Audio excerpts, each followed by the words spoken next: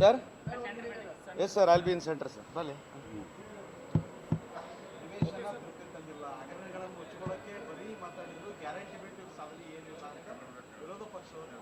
ಅಲ್ಲ ಗ್ಯಾರಂಟಿನೂ ಒಂದು ಸಾಧನೆನೇ.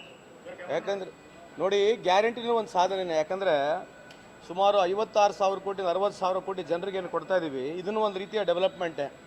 ಇಲಾಖೆವಾರು ಸಚಿವರು ಉತ್ತರವನ್ನು ಕೊಡ್ತಾರೆ, ಸರ್ಕಾರ ಕೊನೆಯದಾಗಿ ಉತ್ತರ ಕೊಟ್ಟೇ ಕೊಡ್ತದೆ. ನಾವು ಸುಮಾರು 1,20,000ಕ್ಕೂ ಹೆಚ್ಚು ಕೋಟಿಯನ್ನು ಡೆವಲಪ್ಮೆಂಟಿಗೆ ಇಟ್ಟಿದ್ದೀವಿ. ಸೊ ಹಂಗಾಗಿ ನೀವು ಇಲಾಖೆವಾರು ನೀವು ಚರ್ಚೆ ಮಾಡಿದಾಗ ನಿಮಗೆ ಸಂಪೂರ್ಣವಾದಂಥ ಉತ್ತರ ಸಿಗುತ್ತೆ.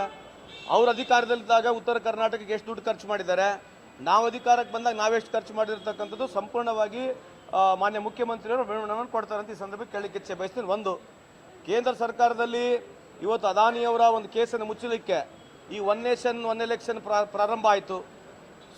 ಅಲ್ಲಿ ಇರ್ತಕ್ಕಂಥ ಯು ಎಸ್ ಇರ್ತಕ್ಕಂಥ ಕೋರ್ಟ್ ಏನು ಹೇಳಿದೆ, ನಿಮ್ಮ ದೇಶದಲ್ಲಿ ಅದಾನಿಯವರ ಸಂಸ್ಥೆಗೆ ಅಲ್ಲಿ ಬ್ರೈಬ್ ಕೊಟ್ಟಿದೆ ಅಂತೇಳಿ ಯು ಎಸ್ ಎ ಕೋರ್ಟ್ ಹೇಳಿರ್ತಕ್ಕಂಥದ್ದು. ನಿಮ್ಮ ದೇಶದಲ್ಲಿ ಅದಾನಿಯವರು ನಮ್ಮ ಯು ಎಸ್ ಎ ಇರ್ತಕ್ಕಂಥ ಕಂಪ್ನಿ ಜೊತೆ ಏನೋ ಒಳ ಒಪ್ಪಂದ ಮಾಡ್ಕೊಂಡು ಬಿಸ್ನೆಸ್ ವ್ಯವಹಾರ ಮಾಡ್ತಾ ಇದೆ.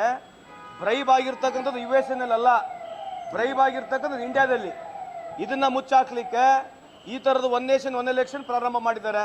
ಮೊನ್ನೆ ತಾನೇ ಸೇಬಿನಲ್ಲಿ ಆ ಮಧು ಅಲ್ಲ ಎಮ್ಮನ ಹೆಸರು ಗೊತ್ತಿಲ್ಲ, ಮಧು ಅವರು ಯಾವುದೇ ರೀತಿ ಇನ್ವಾಲ್ವ್ಮೆಂಟ್ ಇಲ್ಲ ಅಂತ ಹೇಳಿ 24 ತಾಸು ಮಾತನಾಡ್ತಿದ್ರು.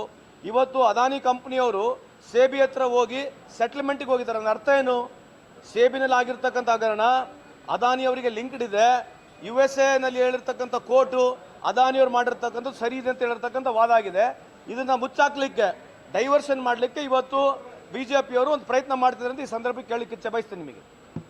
ನಮಸ್ಕಾರ.